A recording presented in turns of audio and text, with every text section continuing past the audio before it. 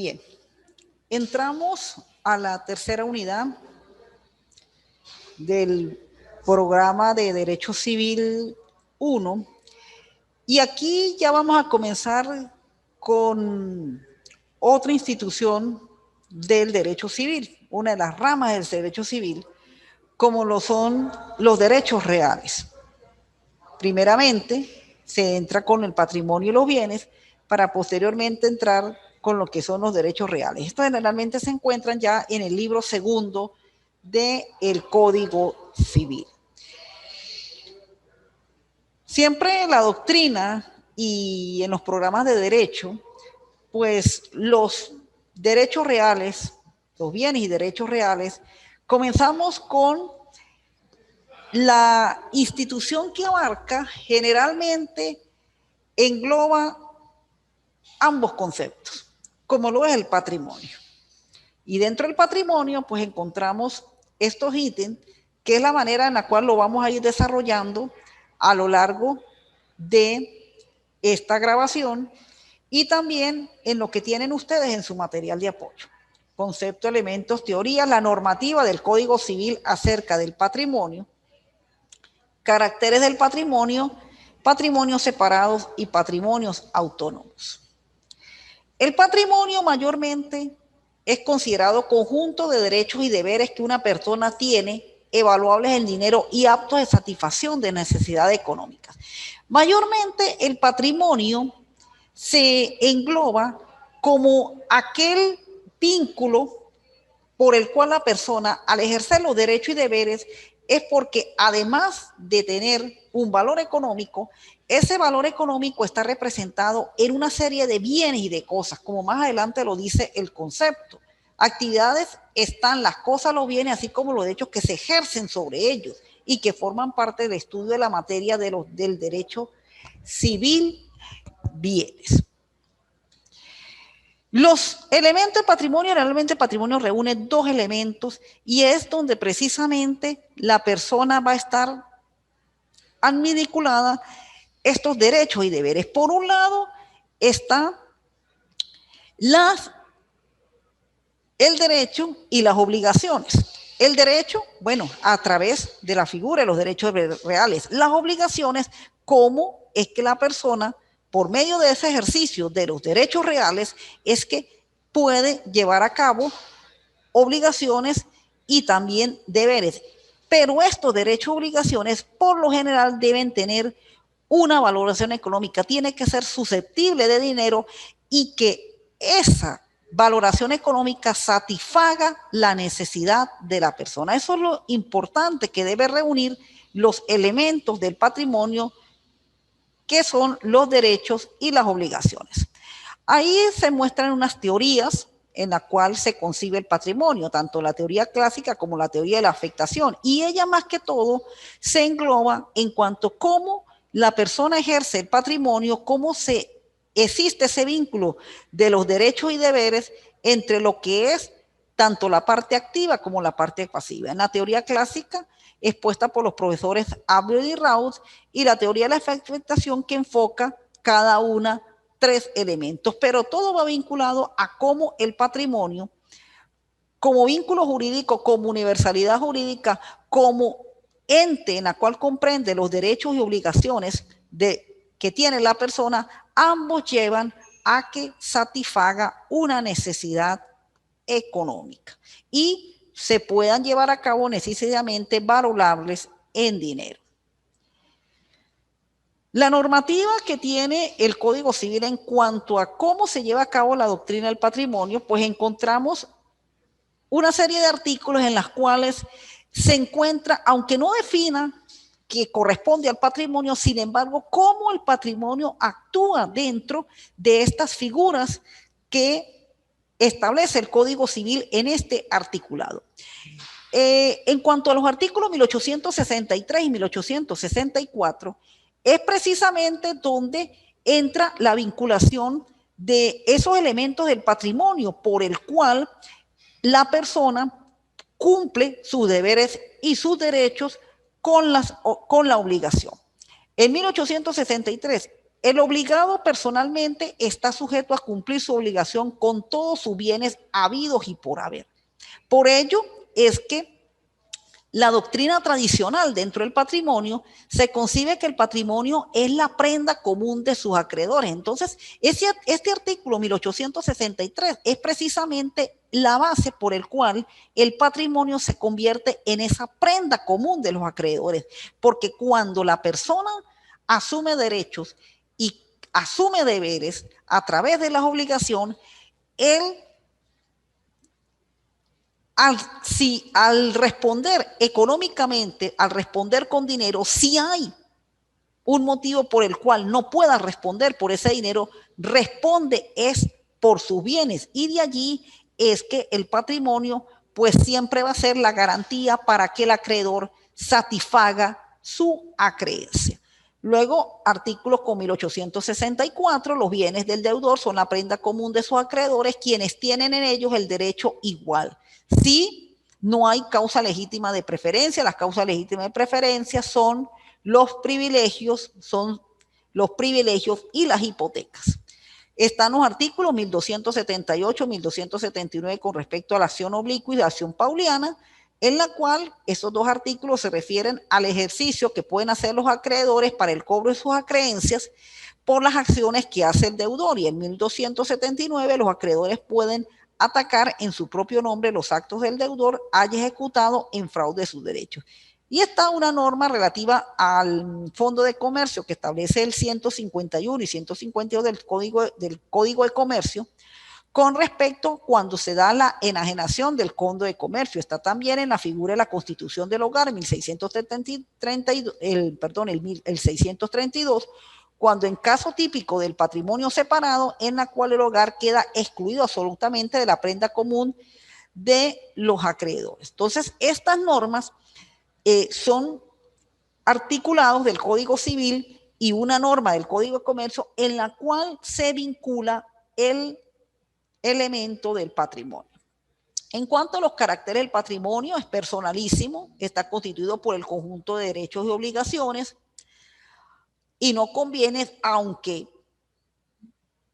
en un principio no lo constituyan los bienes, pero sin embargo los bienes son los que van a responder de esos derechos y obligaciones en la cual la persona asume cuando utiliza el patrimonio. El patrimonio debe satisfacer necesidades económicas. Es diferente el patrimonio a la capacidad patrimonial y el patrimonio se vincula derechos que responden a las obligaciones. Y ahí están los dos artículos que se leyeron anteriormente del Código Civil que refleja la responsabilidad patrimonial en Venezuela. Y el patrimonio es una universalidad jurídica inagotable, inalienable, intransmitible por actos entre vivos. Patrimonios separados pues son unas situaciones especialísimas dentro de la normativa venezolana por el cual estos patrimonios pues se excluyen de la prenda común de los acreedores, sobre todo en un primer momento, el hogar legalmente constituido, la comunidad conyugal, la herencia, beneficio, inventario y los bienes fideicometidos o las masas del fideicomiso de acuerdo con la ley de fideicomisos. Los patrimonios autónomos reciben la denominación del conjunto de bienes y derechos que carecen de titular o que permanecen temporalmente desconocidos, entre los que la doctrina tradicional ubica los bienes del nacido, incluyendo los del concebido, la herencia yacente, esto es aquella cuyos herederos se desconocen y se precisa la declaración de herencia vacante a fin de que el Estado asuma una suerte de sucesión de cierre. Y entramos con lo que es el régimen jurídico de los bienes en Venezuela. Bueno, precisamente cuando uno toca el tema del patrimonio, son derechos y obligaciones, sí, que tiene una persona susceptible de dinero que debe satisfacer las necesidades. Pero desde el punto de vista donde se vincula o donde se refleja el patrimonio de la persona, precisamente se va a reflejar en los bienes. Porque precisamente los bienes es lo que le va a permitir a la persona poder garantizar por su patrimonio la prenda común de los acreedores. Y el régimen de los bienes de Venezuela, pues precisamente es el que se encuentra a partir del artículo 525 del Código Civil en adelante. Y ahí, pues precisamente es donde se inicia el libro segundo del Código Civil. Dice el 525, las cosas que pueden ser objeto de propiedad pública o privada son bienes muebles e inmuebles. Entonces, por eso es que los bienes pues se traducen en cosas, y cuando estos bienes se convierten en propiedad, llámese público, llámese privada, esas cosas se convierten en propiedad, llámese público, llámese privada, es lo que se convierte en bienes. Bueno, tenemos, para conceptualizar lo que son bienes y cosas, generalmente el bien y la cosa tiene que más que todo identificarse con respecto al vínculo, al derecho que la persona ejerce sobre tal.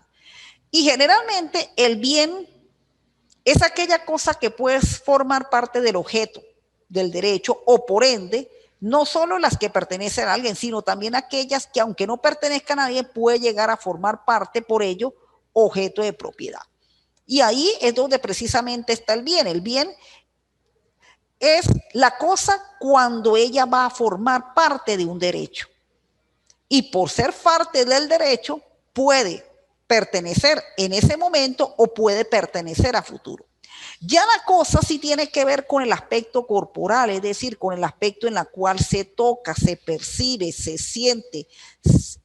Y esta puede ser natural, artificial, real o abstracta, incluyendo la que puede concebir o ser concebido. Correctamente, la cosa nos referimos a entidades extrajurídicas, siendo el ámbito jurídico referido del bien. Pero la cosa sí tiene más que todo que ver es con el aspecto ya corporal, con lo que se toca, con lo que se siente, con lo que se tiene. Y de allí tenemos que precisamente en los capítulos 1 y 2, a partir del título primero, del 525 en adelante, es donde tenemos cómo se distribuyen los bienes, tanto muebles e inmuebles, y una normativa especial relacionada con los bienes a quien les pertenece. El capítulo segundo del título primero, el libro segundo, establecen los bienes muebles, y ahí tenemos la normativa en la cual son bienes muebles. Generalmente los bienes muebles tienen tres acepciones: naturaleza, objeto a que se refiere o determinados por la ley.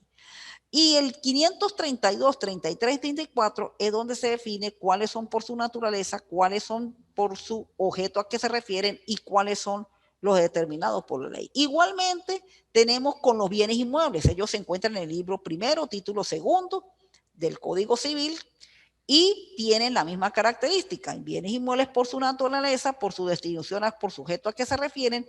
Y tenemos desde el 527, 28, 29 y 30 cómo es que estos bienes inmuebles van a estar ubicados dentro de esa característica, ser por su naturaleza, por su destinación o por el objeto a que se refiere.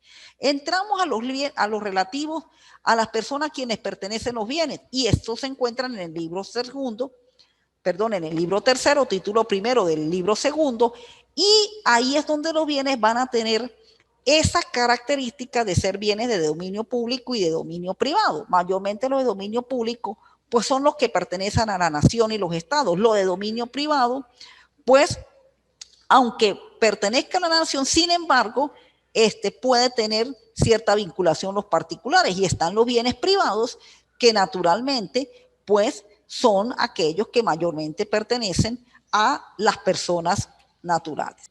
La palabra mueble o mueblaje, pues tenemos naturalmente una acepción llamado más que todo de acuerdo a el uso que pueda tener este determinado bien. De aquí tenemos que la palabra mueblaje comprende los muebles destinados al uso y adorno de las habitaciones. En esta palabra se define un conjunto, grupo, montón de muebles con un determinado uso o empleo, como dormir por medio de una cama, sentar como el caso de una silla, puede ser hecho en el ámbito artesanal, puede ser un objeto o elemento destinado con fines domésticos. Y tenemos los frutos, que mayormente es lo que deriva o lo que produce estos bienes, y estos rendimientos o percepciones que la titularidad de una cosa permite obtener son los frutos, le dan utilidad al bien que lo emana. Ahí tenemos las normas del Código Civil en la cual determina las clases de frutos y las características del fruto. Quiero, antes de terminar ya con la explicación de la unidad 3, lo relacionado con la clasificación del Código Civil con respecto a los bienes. Mira, esto es muy importante y aquí me voy a detener aunque sea unos 2 minutos, porque de acuerdo a esa clasificación que se hace en el Código Civil, a cómo ubicamos los bienes, de esa manera es donde se van a determinar los fueros, donde se van a determinar muchas veces las jurisdicciones y donde se van a determinar los sujetos, sobre todo el sujeto activo y cómo se va a ejercer ese derecho de propiedad. Sobre todo en los bienes inmuebles, que es donde mayormente se presentan los conflictos jurídicos, la solución de los conflictos jurídicos, es muy importante la finalidad de cuando el bien lleva a cabo su función. Por lo menos los casos de los destinación y el objeto a qué se refiere, muchas veces son bienes inmuebles que cumplen una función y son accesorios muchas veces de ese bien principal. Por eso, generalmente, en el 529 y en el 530 está muy especificado cómo es que estos bienes inmuebles se van a comportar dentro de esa manera como la persona sobre ello va a ejercer ese derecho y cómo puede naturalmente ser utilizado en la obligación. Y en cuanto a las personas a quien pertenece, bueno, precisamente aquí es donde entra muchas veces los bienes del Estado, aunque mayormente los bienes del Estado pues son de dominio público, sin embargo, pueden haber bienes de dominio privado que aunque por su naturaleza pueden ser de dominio privado, sin embargo, el Estado pues lleva a cabo cierta función, cierta actividad sobre el ejercicio de este bien. Bueno, en eso era que me quería detener porque generalmente esto es una actividad que tenemos nosotros que empezar a tener muy en cuenta porque la parte de bienes tiene bastante actividad jurisdiccional dentro de el ejercicio profesional como abogado.